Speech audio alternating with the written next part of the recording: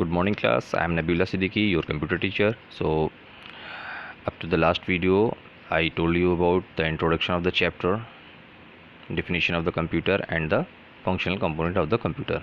So in today's video I shall be dealing with the CPU, memory unit and the RAM. So let's start with the CPU, that is central processing unit. Central processing unit is a control center for the computer. It determines the overall performance of the computer. So the computer is governed by CPU, or CPU is known as the brain of the computer. It controls overall performance of the computer. CPU is also known as the brain of the computer. It consists of the three parts. So I already told you in the previous video the three parts: CPU, ALU and the memory. Now CU, what is CU? Control unit. Control unit, as the name says, it coordinates and control all the part of the computer system. The control unit coordinates and controls all the part of the computer system. All the processing, execution of the programs is controlled by the control unit. It controls and guides the flow of manipulation of the data. Hence it is referred as the nervous system of the computer. Of course, ALU stands for arithmetic logic unit. So all the arithmetical tasks and logical tasks are performed by ALU. So the arithmetic logic unit does the actual processing for performance arithmetical operation and logical operations. For example, mathematical operations include addition, subtraction, multiplication, division, and logical less than, greater than, less than is equal to, greater than is equal to, not equal to, and operator, not operator, or operator. These are also the logical operators used by ALU. Next is register. So register is a very new term here, but register is very important part in a computer system. So what do you mean by register? Registers or the processor registers are the small unit of data holding places. These are the very small memories to hold the data in the computer. The CPU uses the register to temporarily hold some important processing information during the time of the processing is taking place. CPU may store some path data or some memory addresses or some instructions in its processor register. So these processor registers are used to hold some data, memory addresses, instructions while the execution.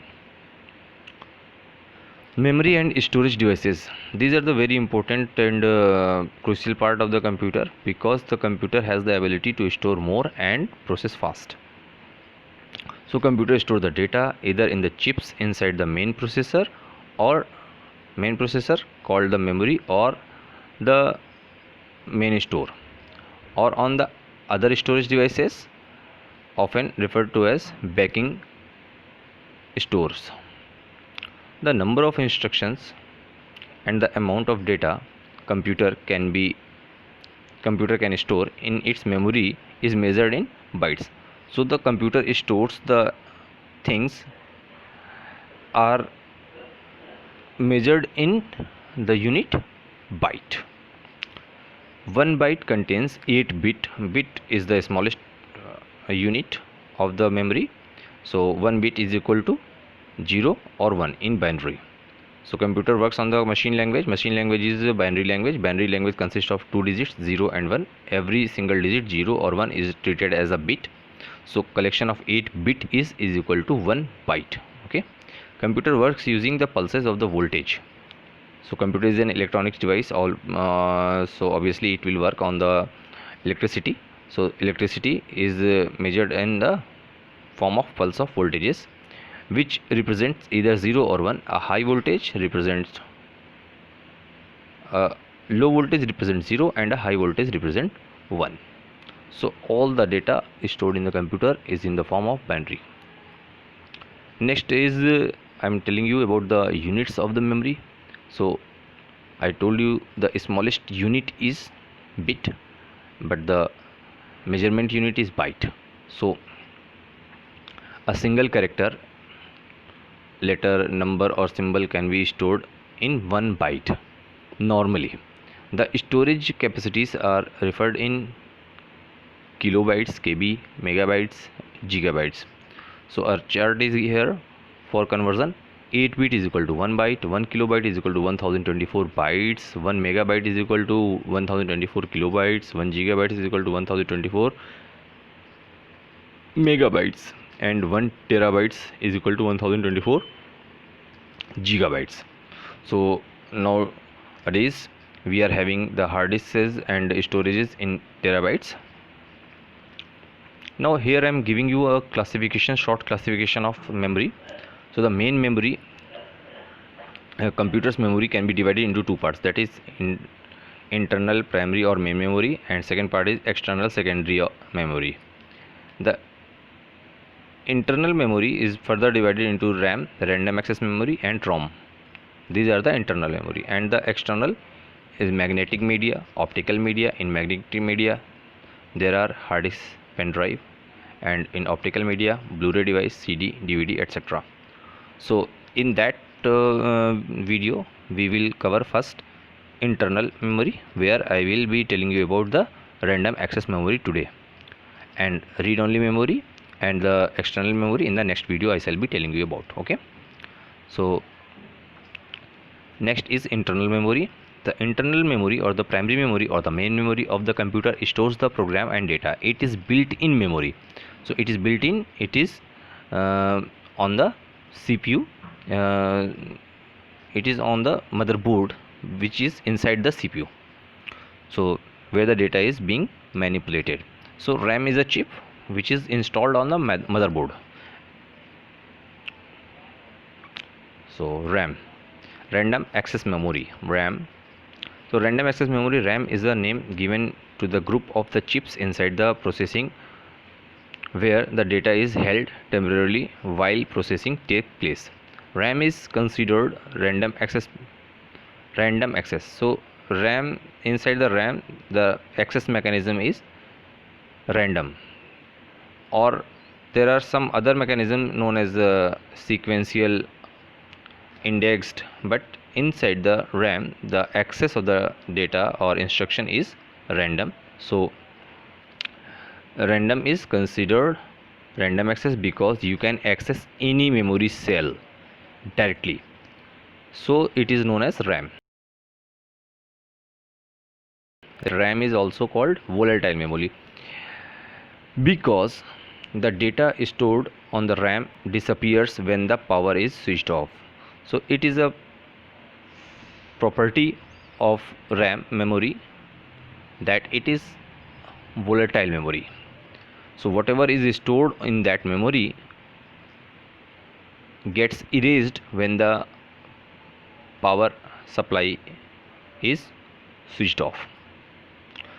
Now it is broadly divided, the RAM is broadly divided into two categories, that is SRAM and DRAM, that is static RAM and the dynamic RAM. Now first the dynamic RAM, these are the made up of the transistor and capacitors. The amount, this is important, the amount of time taken to produce data required from memory from the start of the access until the availability of the data, that time taken is known as the, is called memory access time.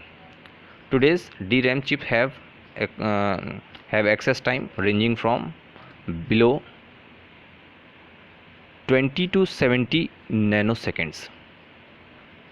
So it is very fast. But static RAM, there are made up of flip-flops. These are made up of flip-flop. Flip-flop is another mechanism of holding memory. It is a memory holding device used in the computer, flip-flop, and offer faster access time, about 10 nanosecond.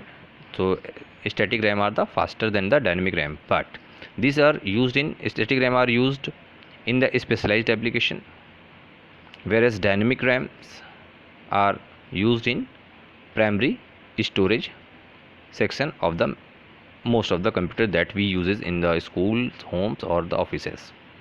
Uses the mechanism of DRAM, dynamic RAM. SRAM is used in some specific applications development. Okay, so I hope all the topics explained today you are getting very well. Now you are able to answer these questions. Answer the question in your copy and send the pictures. First is, what do you mean by volatile memory? Second, what is register? Third, what is memory access time? So write the answer of these questions in your copy and send it back into the group.